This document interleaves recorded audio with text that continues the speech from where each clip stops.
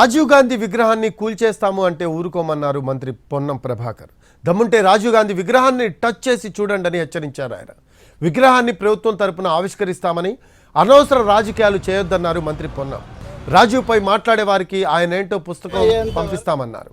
సాయంత్రం 4 గంటలకు సచివాలయం ముందు రాజీవ్ గాంధీ విగ్రహం ఆవిష్కరించనున్నారు సీఎం రేవంత్ రెడ్డి.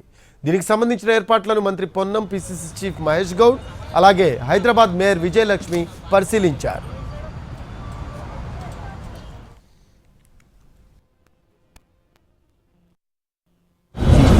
దమ్ముంది టచ్ చేసి చూడమని చెప్పు. అధికారం లేకపోతే కూడా కాంగ్రెస్ ఏమన్నా బలహీనపడే పార్టీయా, లేకపోతే అధికారంలో వాళ్ళు ఏమన్నా శాశ్వతం అనుకుంటున్నారా? మేము ఎవరైనా విగ్రహాలు కూల్చినామా?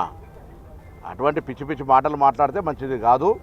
మర్యాదగా 10 సంవత్సరాలు అధికారంలో ఉన్నటువంటి ప్రభుత్వాన్ని నడిపిన వ్యక్తులుగా గౌరవపూర్వకంగా మాట్లాడాలి. కూలగొడతాం తొలగొడతాం అంటే అంతకంటే ఎక్కువ చేయగలిగే శక్తి కాంగ్రెస్ పార్టీకి ఎవడు పెట్టే అవసరం నేర్పేది. అందుకే మళ్ళీ